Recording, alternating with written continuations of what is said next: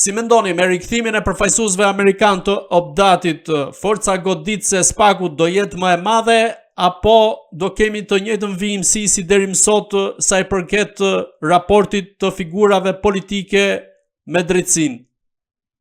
Kam besim tek ata që e kanë dërguar këta zotërinj të Opdatit, kam besim që do t'i çojnë gjërat deri në fund. Sepse ka arritur puna atje ku nuk mban më ujë pilafi. Këtu popullit po i bën pa drejtësi të llahtarshme. Kanë arritur deri atje sa një informacion që e mora sot merr informacionin nga Tërbaçi i Vlorës, që kanë arritur që ndryshojnë hartat kadastrale, që falsifikojnë për ta bërë një sipërfaqe 8.000 m2 për ta bërë 45.000 m2. Nuk kaq po them për kësaj radhe sepse kaq më dha qytetari që më kontaktoi dhe leri të tjera pasaj se tha bën e sa s'bën që i kemi deklaruar dhe këtu edhe denoncuar dhe këtu në emisionin tuaj.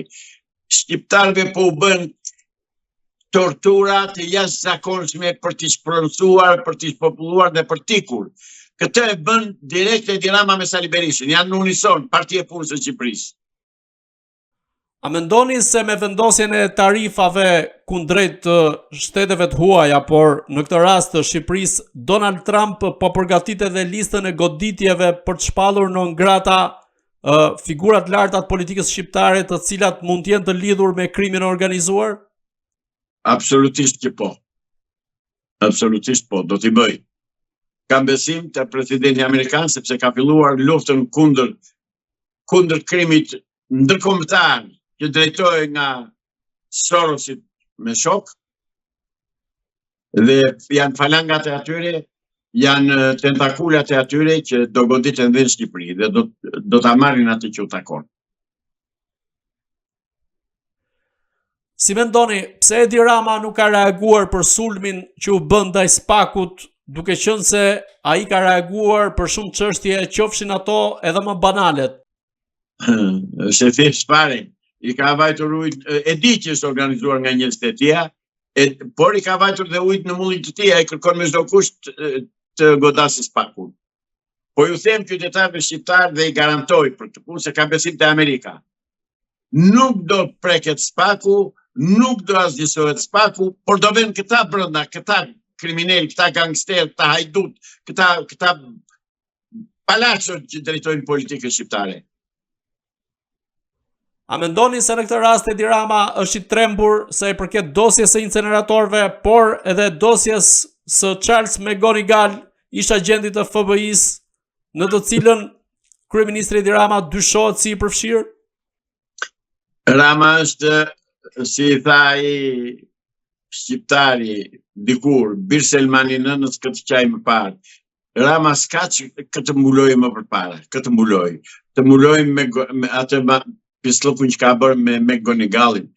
Të mbuloj atë gruaja e Bilalit, që vati me roba grash. Të mbuloj krimet që janë bërë në prona dhe në drejtësi shqiptare që të mbulojmë përpara. S'ka të mbulojmë përpara. Edi Rama, e kemi thënë, mbas qeverisë teknike, Edi Rama do arrestohet. Këtë informacion kemi në Amerika, këto të dhëna na janë thënë, dash Zoti të bëhen sa më shpejt. Unë këtë pres, të bëhen sa më shpejt, se po vjen data 15. Së fundmi në media kanë dalë përgjime të forta të Erion Veliajt, i cili ndodhet në burgun e Durrësit. Ju si mendoni, kush e tradhtoi Erion Veliajin në këtë rast? Vetë Edi Rama e ka tradhtuar me atë ndrykullën që ka zëvendës kryeministre. Dhe po se nuk është më i mirë ai ministri i drejtësisë, ai Mje Kërciapi. Ai ishte autori dhe organizatori i dosjes 184 në Peshkopi, zotëri. Është ai që tha tërmet, tha. Sepse këta s'kan lënë pislëk pa bërë për të marrë pushtetin. Edhe nuk po lënë gjë pa bërë për të ruajtur pushtetin. Të din një gjë, dhe ai i ministri i drejtësisë, dhe Edi Rama dhe të tërë këta Këta përbindësha që po drejtojnë sot shteti shqiptar, fatkeqësisht, do vend të vendi. Këta do vend në burg, pikë. Në përgjimet që kanë dalë në media, sa i përket Erion Veliajt, ky i fundit këshillon gruan e tij Ajola Xozën që mos shkojë tek ambasada amerikane, sepse tashmë ka ndryshuar dhe administrata dhe ka ardhur Donald Trump në pushtet. Çfarë do të thotë kjo deklaratë e Veliajt, pra ky përgjim në këtë rast, a tregon frikën që ka mazhoranca e sotme kundrejt Donald Trumpit dhe a është ky i fundit duke përgatitur listën e goditjeve të figurave politike në Shqipëri me të cilat mund të merret spaku një nga një? Absolutisht po. Absolutisht po. Pse nuk do ai të vete ambasada amerikane? Sepse ai e di që amerikanët janë dorën të tëra lakrat në shesh, ai e di që në Amerika e ka gënjur, ai e di që ka mashtruar shqiptarët gjashtë se kur ka bërë studime në Amerikë, ai do të thënë është një gjarë i plagosur në kokë, edhe për pëllit e tani dhe zdi ku të kërkoj streh dhe mbështetje. Ai e di që ka mbaruar punë e tij, është ezauruar. Ai do mbetet atje të paktën 20 vjet. Dhe është shpreh atë mlefi dhe urrëtitjen që ka për kolegët e tij, sepse atë atje e çuan kolegët e tij, e çoi kjo Ballukja, e çoi Edi Rama, e çoi që të them unë Xhafa, e këta e çuan, se këta ja din pistollëqet dhe horllëqet çka bërë, si ja di unë. Pra, ai e di mirë që në Amerikë nuk ka mbështetje.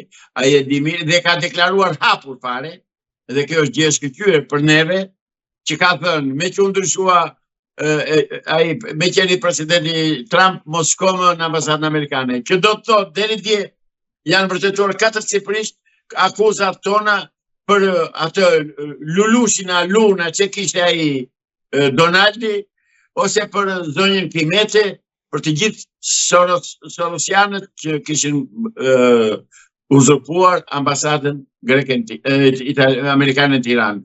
Por ka humbur dhe një tjetër, sepse ambasada amerikane ishte e mbushur komplet me sigurimsa dhe me spion të sigurimit që punonin në administratën e ambasadës amerikane në Tiranë, të cilët janë qëruar.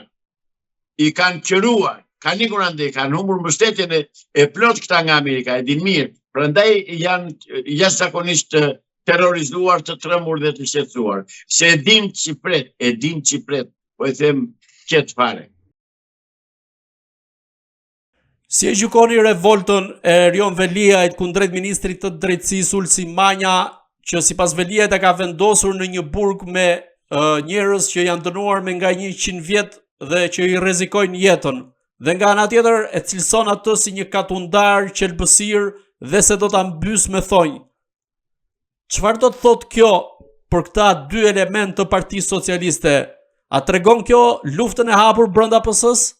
Ata janë në një luftë të egër, janë jashtëzakonisht të egër kundër njëri tjetrit, që të gjithë, po ai nuk mund të ngrihet dhe të shprehet, të shpreh inatin që ka, se inatin nuk e ka me Ulsi Manjën, jo.